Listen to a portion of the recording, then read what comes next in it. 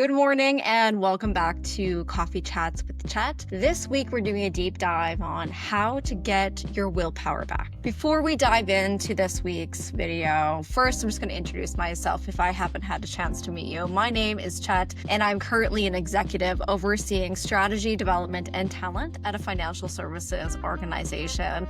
And I'm on a mission. I'm on a mission to grow human potential because I believe that we can create a better world, one of which everyone belongs when they have the opportunity and the tools to continue to grow and become the best versions of themselves. And I've recently revamped my newsletter. It comes out every Monday at 8 a.m. and it's everything that you need to help encourage yourself to continue to grow and reach your potential, really chase your potential, as well as prepare yourself to win the week, as well as some other inspiration to really get your week off started on the right foot. So please join me and my list of over 1,000 subscribers by finding the link in the description below, and I just can't wait to see you soar. So over the past couple weeks, I've been sharing insights from The Possible Self written by Maja Djikic, and this is the third and final post covering this book. And so if you missed my other two videos, there are links below. I suggest starting with part 1, part 2, and then moving to this video, part 3,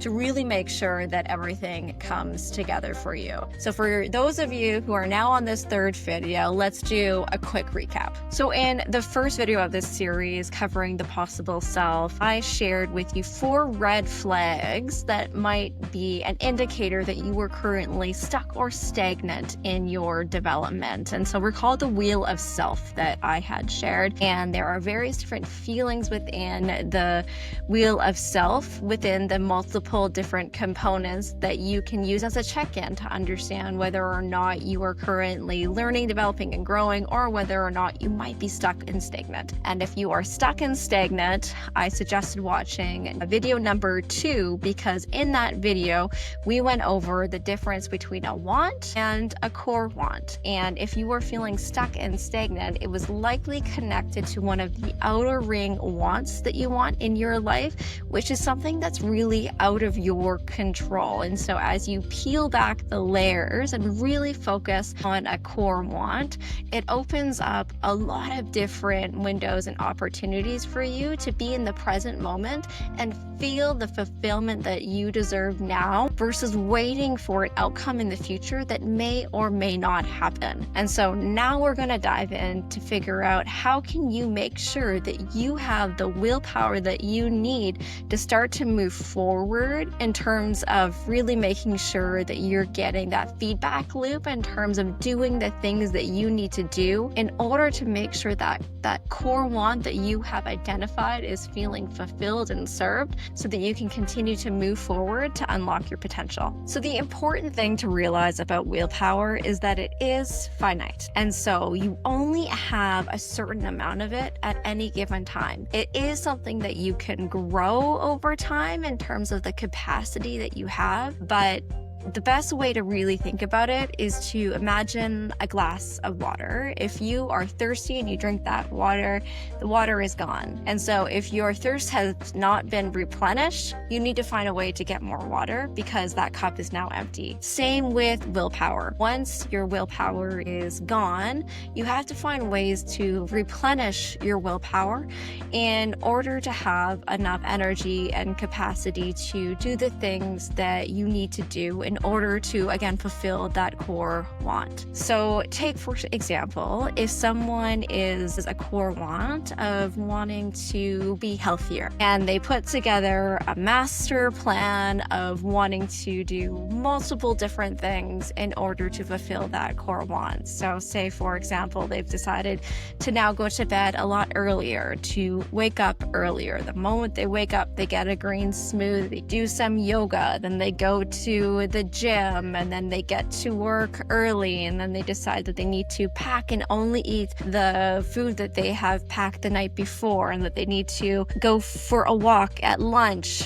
So that's 8 different things within one behavioral change in order to fulfill the core want. And that takes a lot of willpower in and of itself to fulfill. And so put on top of that any daily stress that you may have. Perhaps one of your kids or your spouse is sick, or there's stress at work, or there's a challenging assignment, or there's a deadline. All of these things also start to chip away and take little bits of your willpower. And so if you get to a point where your willpower has been depleted, it's at that point in time where things start to break. And so if you had those 8 different things that you wanted to do in order to get the core want, it becomes harder and harder and harder for you to do. And that's where things start to get disrupted and you start to get off track in terms of the goals that you want to achieve. So the key here is to focus on one thing at a time. So think about your core want using that example that I just used. If it's to become healthier, what is one thing that you can start with to become healthier? Focus on that. Use the extra little bit of willpower that you may have in order to master that so that it becomes a part of your daily routine and it becomes something that you really, really start to enjoy. And herein lies the ultimate recipe for success, because when you find things that you enjoy doing and the things that actually bring pleasure in your life, it can actually be used as a way to fill up your willpower cup. And so we have things that are restoring to us that can help fill our willpower cup, and then we have things that deplete us, and Djikic refers to those as distractors in our life. And so put really, really simply, the restoring aspect of the activities that we do, those are things that we do, and after we're done them, we feel a little bit more happier, a little bit more energetic, a little bit more ready to do whatever we wanted to. And then the distractors, the key to know whether or not it's a distractor is that after we've done doing it, we feel depleted. We have less energy. We feel a little bit more lethargic, and as if everything has just become a little bit harder. So a few activities that are scientifically proven to act as a good restorer in people's lives would be meditation, being out in nature,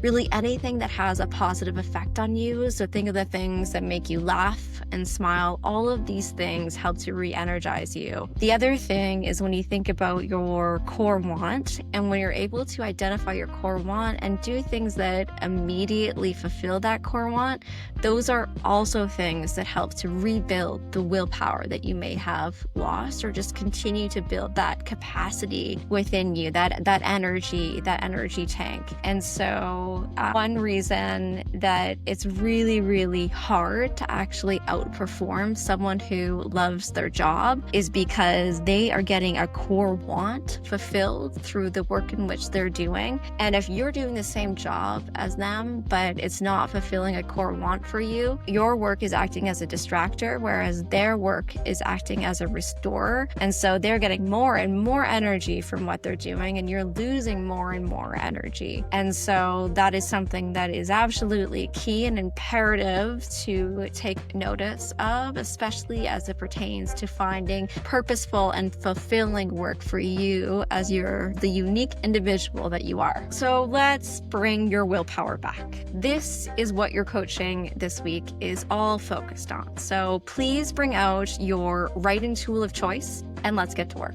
So your first coaching question is, when you are feeling restless, anxious, frustrated, what activities do you engage in as your distractors? Write them all out.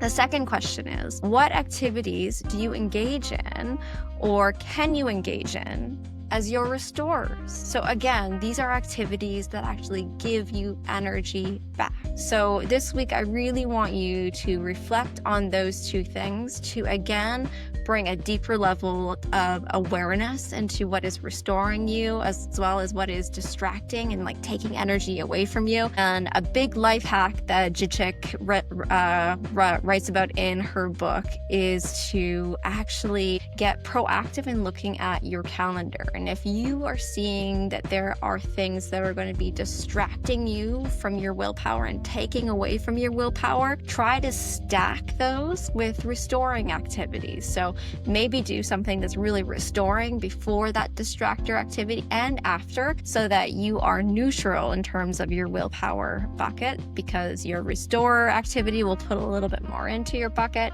your distractor activity will take away, but then your restore energy comes back in after completing another thing that's bringing you energy and joy. That's it for this week, team. Thank you again for joining me along this journey to help grow human potential, something that I am so absolutely passionate about. If this has helped you in any way, shape, or form, please subscribe to the newsletter in the description below, like this YouTube video, subscribe to it, and please share it with someone that you think it will help. I hope that you have an amazing week, and I will see you next Monday morning.